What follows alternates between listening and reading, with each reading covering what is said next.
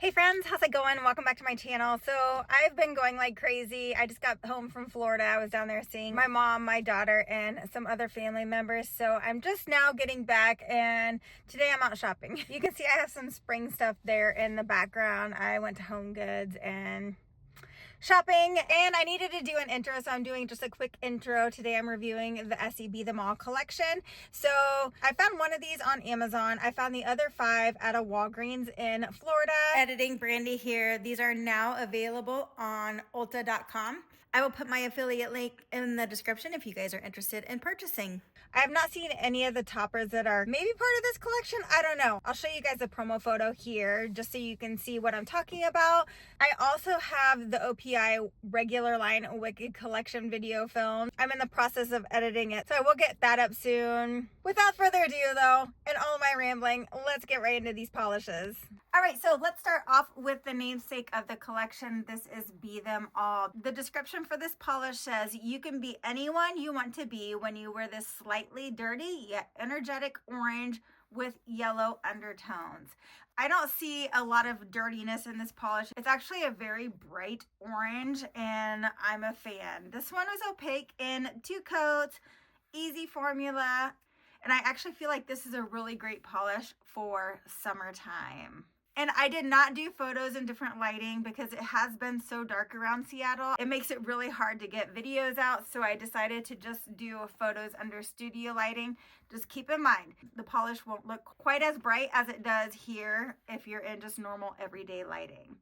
Getting right into comparisons, here we have Essie Tangerine Tease. You can see that's a darker orange. And then Essie Firefly Away was actually very, very close. I would say it's almost a dupe, but maybe a tad bit brighter.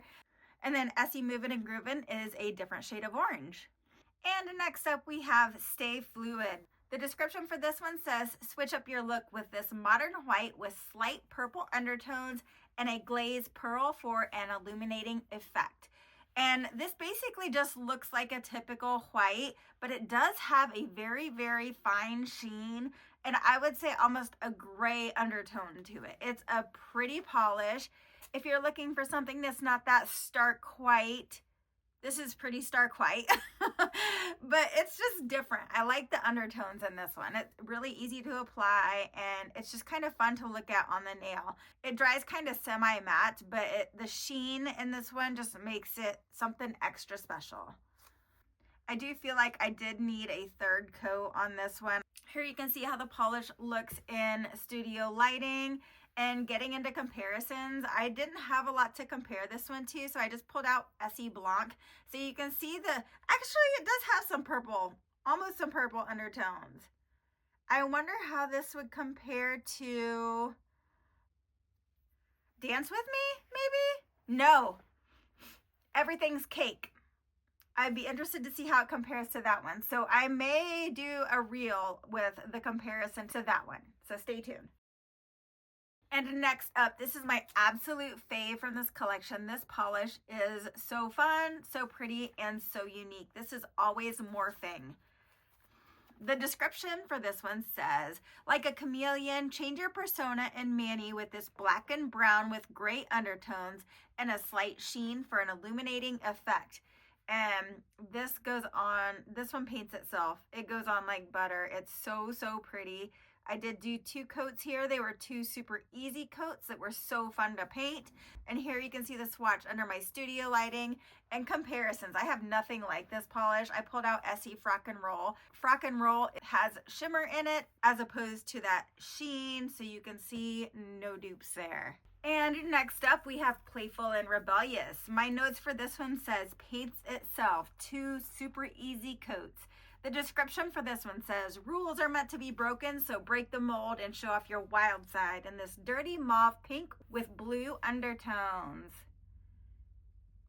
And when I first saw this, I was like, I 100,000% know I have a dupe for this one. So I was excited to pull out pinks to compare to this one. I was thinking along the lines of like extra credit and in our domain. So stay tuned for that comparison. Here you can see the swatch photo in studio lighting, and then here's a comparison. I was surprised to see that Essie in our domain and extra credit were a little bit more warm toned than Playful and Rebellious. And then I pulled out Essie Pin Me Pink, and that was the dupe. So if you have Essie Pin Me Pink, I would say you do not need Playful and Rebellious unless you love pinks. I could venture out and say Pin Me Pink is a little bit brighter, but they are pretty gosh darn close. And next up we have New Day, New Me, and I wrote, it's almost a blurple, but not. It's actually blue. It doesn't look black. Whatever I was talking about there, I'm not really sure. The actual description for this one says, same nails every day? Boring. Keep everyone on their toes with this deeply saturated blue polish with magenta undertones. I'm not sure that I necessarily see the magenta undertones here, but it's a pretty blue, and nonetheless, it's an easy two-coater, and I really like this one. Here you can see how the polish looks in the swatch under studio lighting. And getting into comparison, I have a few more comparisons to this blue. I'm trying not to do so many comparisons because it's a time thing. I'm getting to where I'm not getting videos out because I feel overwhelmed by how long it's going to take. So I'm trying to do less comparisons to see if I can get videos out a little bit faster. So here we have Essie You're a Natural, which had more gray in it. Essie Gel Couture Statement Piece has shimmer in it and it's lighter. And then Essie Infinity Cool was quite a bit darker. Then here we have Essie Expressy Left on Shred was darker. All the Wave was a little bit brighter, but it was pretty close. And then Essie Steady Tips was quite a bit darker. And then this one, there are two different colors on my nails here.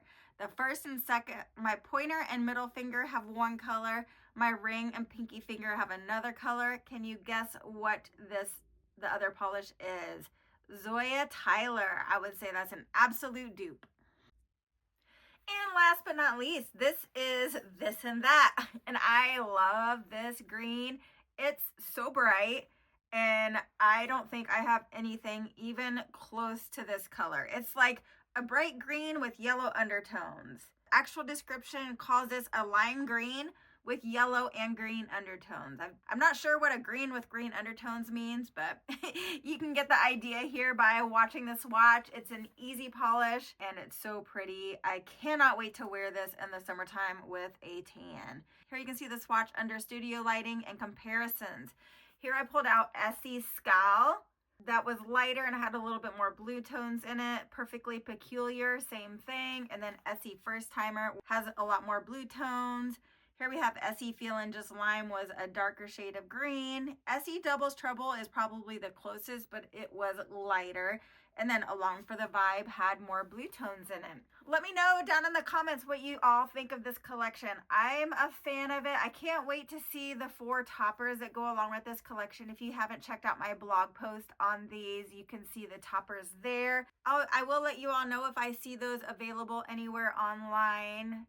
And if you guys see them anywhere, if you can let me know where you see them, that would be amazing. All right, hope you all have an absolutely fabulous morning, afternoon, evening, whatever it is. Make it great. Love you all. Bye. And Happy New Year.